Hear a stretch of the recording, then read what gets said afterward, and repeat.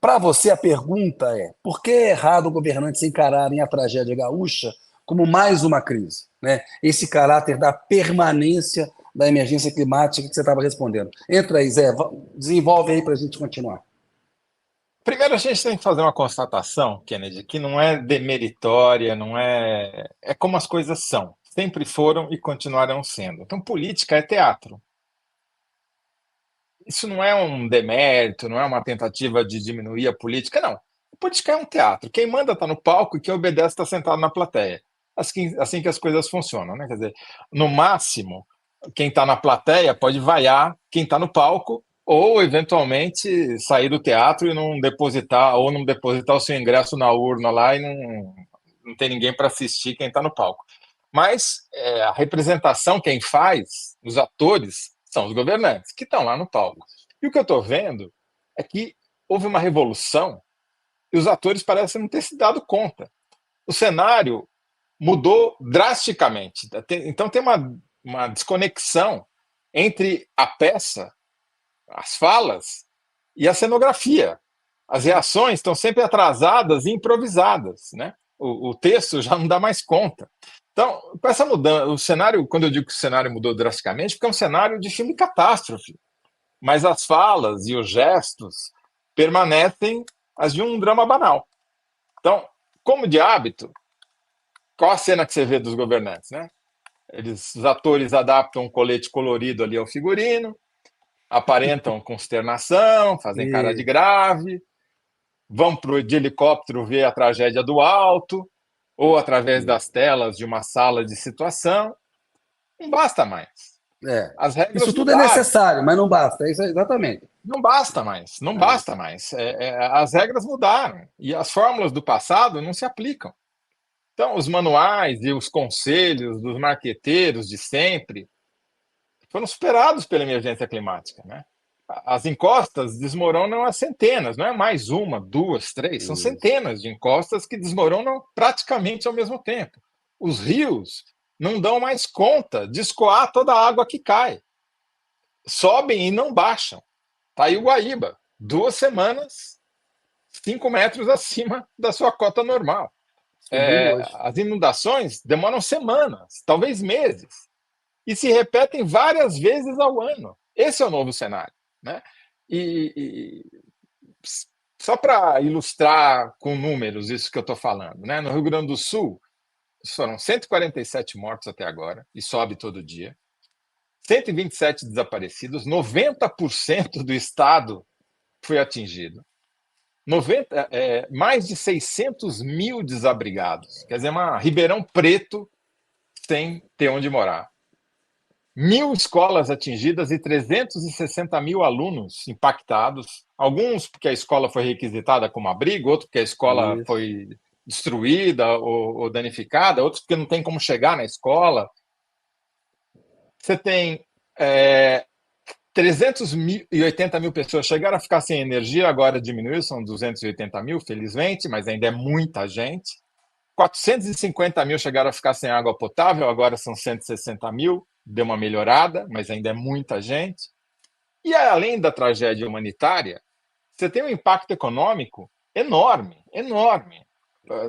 Um estudo aí foi publicado esses dias na Zero Hora, acho que da MB Associados, dizendo que o PIB gaúcho deve cair em 2024, talvez encolher 2%. Parece pequeno, mas o PIB cresce, né? Todo ano, a não ser quando tem uma super crise, a tendência do PIB é crescer. Ele vai, se ele encolher 2% é um desastre para a economia gaúcha. A safra de soja deve ter uma quebra de quase 2,5 milhões de toneladas, só no Rio Grande do Sul. A agropecuária lá, gaúcha, deve ter um prejuízo de mais de R$ 1 bilhão. São todas essas consequências são permanentes. Vão impactar o PIB nacional, vão impactar o preço da soja, vai impactar o preço do feijão, do arroz. O Rio Grande do Sul é um grande produtor de arroz. Ou seja, vai encarecer a cesta básica, né, diária das pessoas no Brasil inteiro. O Rio Grande do Sul é o Como é que maior os produtor de governos. arroz do Brasil, Zé. De arroz é o maior Exato, produtor do Brasil.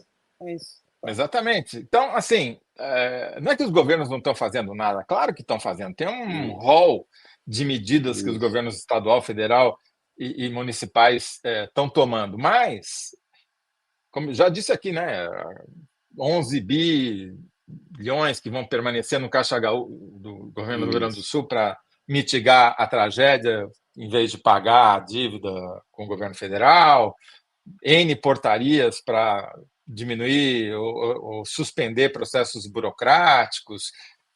Agora, você pega um bom exemplo do que eu estou falando, de que são medidas reativas, pontuais e que tentam mitigar o problema, mas não jogam para frente. Basta ver o que está acontecendo com a execução das emendas orçamentárias ao orçamento, que são de responsabilidade dos parlamentares, né, deputados e senadores, mas que quem executa é o governo federal. Nos últimos dias, cresceu muito a execução de emendas ligadas ao Ministério da Agricultura, por conta desses impactos que eu falei na agropecuária, esses prejuízos, e no Ministério de Desenvolvimento e Assistência Social, por conta da emergência. Agora, você pega as emendas do Ministério da Marina, que é o Ministério da Emergência Climática, e tá, não vou dizer que está flat, mas é um crescimento ridículo o valor. Entendeu? Porque são justamente as medidas que têm que ser pensadas para o futuro. Porque, como você já disse, e eu vou repetir, porque não é nunca demais, porque parece que a ficha para isso está com dificuldade para encontrar o seu caminho no cérebro dos governantes, é que o Rio Grande do Sul é uma tragédia dessas proporções que eu acabei de descrever, mas infelizmente não vai ser a única. Você vai ter secas graves ao mesmo tempo em outras regiões do Brasil, você vai ter chuvas catastróficas em outras regiões do Brasil. E o que fazer? O que os governos podem fazer? A gente vai falar disso na entrevista com o pesquisador do INPE, que é um dos criadores daquela plataforma Adapta Brasil, que justamente alerta para esses problemas. Mas a pergunta que eu faço é: será que não é o caso de os atores se adaptarem a esse novo cenário e começarem a olhar para frente, dar um passo adiante e falar, olha, do jeito que está, as coisas não vão... Porque, assim, você falou lá no começo, né? O Congresso que nós temos aí é sempre... Todo Congresso é pior que os antecessores, né? Essa é uma das poucas certezas da política no Brasil. E esse está especialmente devastador do ponto de vista ambiental, né? Como a gente disse, 28 propostas, 3 emendas à Constituição, 28 projetos de lei que as ONGs relacionadas ao clima chamam de pacote da destruição. Será que não é o momento aproveitar a comoção nacional para tentar aprovar, por exemplo, essa autoridade climática que teria uma ação através de todos os ministérios para ver o que é possível fazer para acelerar a transição energética, para diminuir os impactos da emissão de carbono na atmosfera, que são as causas do aquecimento global que vão resultar nessas tragédias? Será que não é esse o momento? Será que não dá para pensar um pouquinho mais para frente? Será que não dá para botar um pouco mais de verba no Ministério do Meio Ambiente?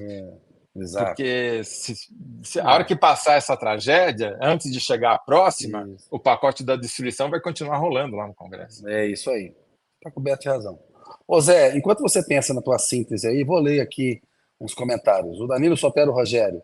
Imagine que com o furacão Katrina, o paralelo que o governo faz, né? Ana Maria Balardim bem. Boa tarde, Analyzers. Ela também acha que o paralelo é com Katrina. Aí tá falando aqui no Sul, tem jornalista comparando o valor da reconstrução nos Estados Unidos e dizendo que o valor que o governo aporta é pouco. Pode ser que seja no começo, mas tem muita coisa a fazer. Essa questão, o próprio Lula falou que vai demandar, o Haddad também, o Eduardo Leite, demandará outras medidas. Isso não vai... Tá como o Zé estava falando agora, estamos na fase da reação. É preciso passar por uma fase de ação, né? A Rosa Sirota. Não é nem reconstrução, eu discordo um pouco desse termo, porque fazer a mesma coisa igual não vai resolver o problema. Tem algumas regiões, tem algumas áreas que não podem mais ser habitadas. Mudou. O padrão hídrico mudou. A calha do rio ampliou. Você não pode morar ali, eventualmente. Daí você não é reconstruir. É construir em outro lugar. Construir em outro É lugar. muito É uma mais difícil, é construção em muito outro mais lugar. complexo. É isso aí. A Ana Maria Correia, boa tarde a todos os fãs, os melhores analistas do UOL. Obrigado, Ana Maria. Pedro Piracanjuba, Nino Adorno, Lia Antonelli dando boa tarde para gente. A Elaine Rizuti perguntando se vai abordar a avalanche de fake news. Podemos falar a respeito disso, já falamos um pouco aqui no programa. A Lia Antonelli dizendo que a comunicação do governo federal precisa melhorar até nos equipamentos. A Nina Adorno, pouca coisa me revolta mais do que tragédia anunciada. Eram mortes evitáveis. Fufuca Cacildes, vamos remover prédios de ricos das margens dos rios? Renato Sá, o Padilha disse ontem que o governo não tem recursos para reorganizar as cidades, mas é preciso fazer um programa de reestruturação urbana que envolva União, estados e municípios. É isso que o Zé acabou de dizer. Né? Elba Moisés, é surreal o Brasil. Não está nem perto de país industrializado, numa baita desindustrialização e o agro passando com a boiada. Temos um Congresso bandido. Né? Não dá para esperar muita coisa a não ser sonhar. O Congresso ele reflete a sociedade, né, Elba? Enfim, também ele não está lá à toa. Todo mundo que chegou ali chegou com um voto, né? Mas como dizia o Ulisses e o Ulisses Guimarães, o Zé lembrou, tá reclamando desse Congresso, espere para ver o próximo, né? E tal. Ô Zé, você quer falar um pouquinho dessa questão das fake news também? Porque Olha, assim, a gente eu está vou vendo. só Diga. só dar a minha síntese, daí eu acho que a gente pode mudar um pouco o tema, Tá. porque talvez possa ser uma discussão à parte, né? A minha síntese é que os governantes encenam um drama banal em cenário de filme catástrofe. Tem uma dissonância. Não tá, porque isso tem um impacto, e não é só uma questão de ação e indignação, não é isso. Também vai ter um impacto político, também vai ter um impacto eleitoral, porque as Uhum. pessoas estão percebendo que esse problema é diferente dos anteriores. Não, eu acho que os paralelos nem tanto com Katrina quanto com a pandemia não se aplicam, porque são dois eventos. Embora a pandemia você possa até dizer que também é uma consequência indireta da emergência climática, né? Como a Isso. epidemia de dengue e outras, etc., isso tende a acontecer, a piorar. São eventos que têm um começo, meio e fim, né? Esse não. Esse é um evento permanente. A emergência climática ela não vai terminar, não vai acabar, ela só vai piorar, na É verdade, isso né? aí. Então, a minha fala é essa, quer dizer, meu síntese os governantes encenam um drama banal em cenário de filme catástrofe. Tá errado. Boa, Zé.